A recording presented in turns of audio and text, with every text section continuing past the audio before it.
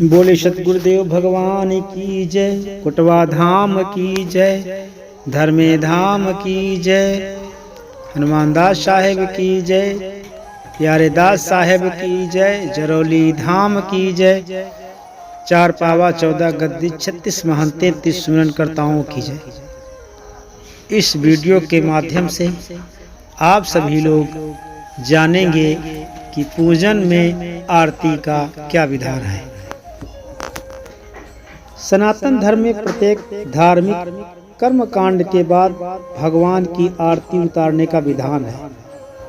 देखने में आता है कि प्रत्येक व्यक्ति जानकारी के अभाव में अपनी इच्छा अनुसार भगवान की आरती उतारता है, जबकि भगवान की आरती उतारने के भी कुछ विशेष नियम होते हैं। आरती के दो भाव हैं, जो क्रमशः आरात्रिक अथवा नीराजन और आरती शब्द से व्यक्त हुए हैं। नीराजन निशेषण राजनम प्रकाशनम का अर्थ है कि विशेष रूप से निशेष रूप से प्रकाशित हो, चमक उठे, अंग प्रत्यंग स्पष्ट रूप से उद्भासित हो जाए, जिसमें दर्शक या उपासक भली भांति देवता की रूप छटा को निहार सके, हृदयांगम कर सके। दूसरा, आरती शब्द जो संस्कृत के आर्तिका प्राकृत रूप है और जिसका अर्थ है आरिष्ट, विशेषतः मधुर्य उपासना से संबंधित है। आरती वर्णा का अर्थ है आरती वारणा का अर्थ है आर्त निवारण, अनिष्ट से अपने प्रीतम प्रभु को बचाना। आरती कैसे करें? आरती में पहले मूल मंत्र, जिस देवता का जिस मंत्र से पूजन किया गया हो उस मंत्र के द्वारा 3 बार पुष्पांजलि देनी चाहिए और ढोल, नगारे, शंख, घड़ियाल आदि महावाद्यों के तथा जय जयकार के शब्द के साथ शुभ पात्र में घृत से या कपूर से विषम संख्या की 1, 5, 7, 11, 21, 101 अनेक बत्तियां जलाकर आरती करनी चाहिए। विषम संख्याओं में 3 की संख्या वर्जित है। ततश्च मूलं तृण दत्वा पुष्पांजलित्रयम् महानीराजनम कुर्यान् महावद्य जयस्वने प्रज्वलयेत तदर्भ चा कर्पूरेण घृतेन वा आरार्तिकम शुभे पात्रे विस्माने कवर्तिकम। साधारणतः 5 बत्तियों से आरती की जाती है। इसे पंच प्रदीप भी कहते हैं। 1, 7 या उससे भी अधिक बत्तियों से आरती की जाती है। कपूर से भी आरती होती है। पद्म पुराण में आया है, कुंकुमा गुर कर्पूर घृत चंदन निर्मिता वर्तिका सप्तवा पंचकृत्वा वा दीपवर्तिकाम कुर्यात् सप्त प्रदीपेन शंख घंटाद वादके। कुंकुम अगर कपूर घृत और चंदन की 7 या 5 बत्तियां बनाकर अथवा दिए की रुई और घी की बत्तियां बनाकर 7 बत्तियों में से शंख घंटा आदि बाजे बजाते हुए आरती करनी चाहिए। आरती उतारते समय सर्वप्रथम भगवान की प्रतिमा के चरणों में उसे 4 बार घुमाएं, 2 बार नाभि देश में, 1 बार मुखमंडल पर और 7 बार समस्त अंगों पर घुमाइए। इस तरह 14 बार आरती घुमानी चाहिए। आदोचत पद तले चा विष्णु 2 नाभिदेशे मुख बिंब एकम सर्वेश चंगडेश चा सप्तवारा नारात्रिकम भजन कुर्यात्। आरती के अंग, आरती के 5 अंग होते हैं, अर्थात केवल आरती करना अकेला नहीं आता, बल्कि उसके साथ साथ कुछ और क्रियाएं भी होती हैं, जिसे आरती के अंग कहा जाता है।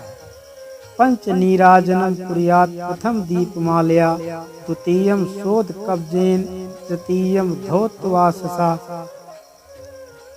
चूताथ दीपत्रयश्च, चतुर्थ परिकीर्तितम, पंचम प्रणिपातेन संसटाकेन यथाविधि। अर्थात प्रथम दीपमाला के द्वारा, दूसरे जलयुक्त शंख से, तीसरे धुले हुए वट से, चौथे आम और पीपल आदि के पत्तों से और पांचवे साष्टांग दंडवत से आरती करें। दीपमाला के द्वारा साधारणतः 5 बत्तियों से आरती की जाती है। इसे पंच प्रदीप भी कहते हैं। एक 7 या उससे भी अधिक बत्तियों से आरती की जाती है।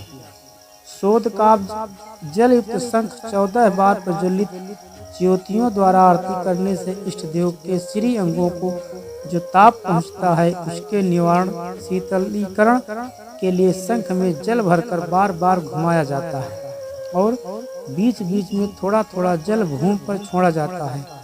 शंख के अभाव में शुद्ध पात्र द्वारा भी निर्मच्छन किया जाता है। धौतवास अर्थात धुला हुआ वस्त्र दाएं हाथ में शुद्ध स्वच्छ मुलायम और सूखा वस्त्र लेकर उसी प्रकार घुमाया जाता है। इसका भाव यह है कि जल से शीतलीकरण करते हुए जो भगवान जल बिंदु इष्ट के श्री अंगों पर पड़ गए हों, उन्हें पहुँचना। चमर मयूर पिच्छ का पंख लेकर श्री विग्रह से ऊपर हवा में लहराते हुए धीरे धीरे घुमाना। इस प्रकार शीतल मंद पवन से इष्ट को आराम पहुंचाना। चमर को जोर से तीव्र गति से पंखे की भांति नहीं चलाना चाहिए। 5वां दंडवत साष्टांग प्रणाम। इसका भाव स्वतः स्पष्ट है। आत्मनिवेदन, समर्पण और क्षमा प्रार्थना की लेने का अर्थ ऐसे कहा जाता है कि प्रज्वलित दीपक अपने इष्ट देव के चारों ओर घुमाकर उनकी सारी विघ्न बाधा टाली जाती है। आरती लेने से भी यही तात्पर्य है, उनकी आर्त कष्ट को अपने ऊपर लेना, बलैया लेना, बलिहारी जाना, बलि जाना, बारी जाना, न्यौछावर होना आज सभी प्रयोग इसी भाव के द्योतक हैं। यह आरती मूल रूप में कुछ मंत्रोच्चारण के साथ केवल कष्ट निवारण के भाव से उतारी जाती रही होगी। आरती के साथ सुंदर सुंदर भावपूर्ण पद रचनाएं गाए जाते हैं। आरती देखने का महत्व आरती करने का ही नहीं, आरती देखने का भी बड़ा पुण्य लिखा है। हरि भक्त विलास में एक श्लोक है, नीराजनम च या पश्ये देव देवस्य चक्रणं सप्त जन्मानि विप्र स्यादन्ते च परम पदम। अर्थात जो देव चक्रधारी श्री विष्णु भगवान की आरती सदा देखता है, वह 7 जन्मों तक ब्राह्मण होकर अंत में परम पद को प्राप्त होता है। धूपम चारात्रिकम पश्येत कराभ्याम च प्रवदन्ते कुलकोटि समुद्र घृत यात विष्णवो परम पदम। जो धूप और आरती को देखता है और दोनों हाथों से आरती लेता है, वह करोड़ पीढ़ियों का उद्धार करता है और भगवान विष्णु के परम पद को प्राप्त होता है। ध्यान रखने योग्य बातें, पंच नीराजनम में जलते हुए दीपक युक्त दीप पात्र को आरती से पूर्व और आरती के बाद काली भूमि पर नहीं रखना चाहिए। लकड़ी या पत्थर की चौकी या किसी पात्र में आरती पात्र को रखना चाहिए। भूमो प्रदीप यो परियत शोध सप्त जन्मस। निर्वचन हेतु शंख में जल भरने के लिए शंख को जल में डुबोकर कभी नहीं भरना चाहिए। ऊपर से जल डालकर शंख में भरना चाहिए। बजाने वाले छिद्र शंख में जल भरकर निर्वचन नहीं करना चाहिए। शंख चाहे रिक्त हो या जल से भरा, कभी खाली भूमि पर नहीं रखना चाहिए। निर्मच्छन में उपयुक्त वस्त्र स्वच्छ शुद्ध कोमल हो, उसे अन्य कार्य में न लिया जावे। यहाँ तक कि श्री विग्रह के स्नानोपरांत अंग पहुँचने के कार्य में भी न लिया जावे।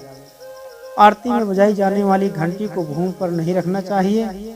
आरती के महत्व को विज्ञान सम्मत भी माना जाता है। आरती के द्वारा व्यक्ति की भावनाएं तो पवित्र होती ही है, साथ ही आरती के दिए में जलने वाला गाय का घी तथा आरती के समय बजने वाला शंख वातावरण के हानिकारक कीटाणुओं को निर्मूल करता है, इसे आज का विज्ञान भी सिद्ध कर चुका है। इस वीडियो के माध्यम से आप लोगों ने जाना कि पूजन में आरती का क्या विधान है, आरती कितने बार उतारनी चाहिए और कहाँ कहाँ कितनी बार उतारनी चाहिए।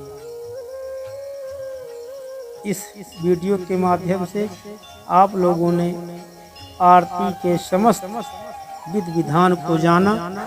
बोले सतगुरुदेव भगवान की जय, कोटवा धाम की जय। Subscribe now for more videos.